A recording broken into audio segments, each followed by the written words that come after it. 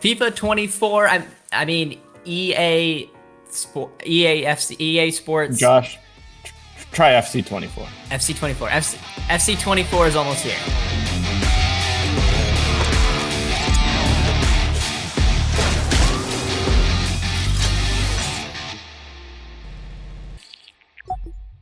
I built a best 11 based on ratings, and it's actually a pretty solid one. A lot of talented Canadians in here. I went with the 4-1-2-1-2 narrow variation because that was just the way to get in the most highest rated players in here I could. So in goal, we have Sheridan. At right back, we have Lawrence. Center back, Buchanan and Gilles. Left back, Davies. Our CDM is Scott. The two center mids is Schmidt and Fleming. Your cam is Sinclair, and the two strikers is David and Leon.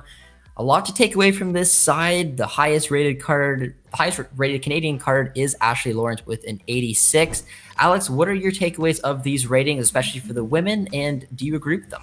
Some of them are a bit surprising. I think based on what we're seeing, it's, what does Jessie Fleming have to do for a better rating? I think is the big one, because you could argue she's one of, if not Canada's best player. Like, she feels like she could be pushing 84, 85. So I feel like that one just remains extremely harsh. As well, you'd like to think Julia Grosso's in this 11, ahead of some other players. So what does Grosso have to do more for her rating? I mean, if she keeps up the form she's been in, surely she's due an upgrade. So those were the two kind of big surprises. And even, there's a few. Janine Becky, of course, she's been out injured, but you'd certainly imagine her pushing for a higher rating. Maybe even some of the forwards as well, like Jordan Hoydemar and Eveline VM. Maybe could they have some higher ratings? But from the kind of impression I'm seeing is that a lot of the players like Scott, like Schmidt, like Sinclair, who have been around for a while, they tend to have some better ratings. So maybe it'll also be something that this trend's kind of been there for a while in the women's game, because we have to also remember that it's been in FIFA before in the past. You just couldn't use an Ultimate Team. And I think especially now that it's an Ultimate Team, it's going to only add more attention, more scrutiny, more level to detail. Fans are going to notice this sort of stuff. And I think hopefully we'll see a kind of evening out of what the players maybe should be. And I think that's where Fleming will finally get her much deserved flowers in terms of her FUT card. Yeah, I totally agree. I'm a huge Jessie Fleming fan. I thought 80 was a little low. I would have thought like 83-ish for her. And for Lawrence, I honestly thought like 87, 88. I mean, that was kind of like the ones that stood out to me. But it's a very talented starting 11 regardless. And if you can find a way out there to build a higher rated one, send it to me on social media. I had to go up the positions and fit the best players in, and this is the one I came up with. But at the end of the day, Alex, you probably won't see this exact team used in FUT because it's not the meta.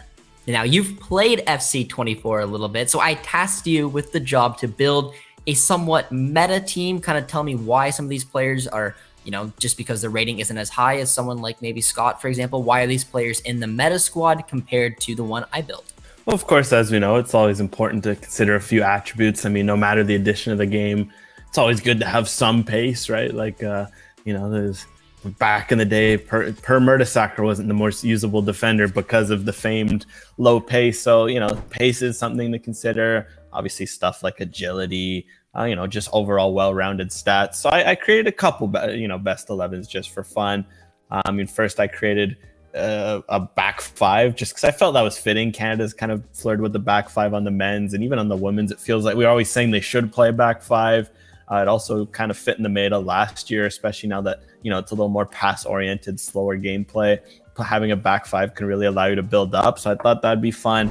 I had one where I had Sheridan in goal, Buchanan and Gilles, the two center backs. But the third center back I did was Shalina Zadorsky, because her card, she's only 79 rated, but she's got good pace. She's got good defending, good, aerial dual stats, like the sort of stuff you want for a center back in this game. You want a bit of a mix of size, speed, and she's got that. And then that allows you to put Davies and Lawrence at wing back, which is just going to be electric of allowing them to run.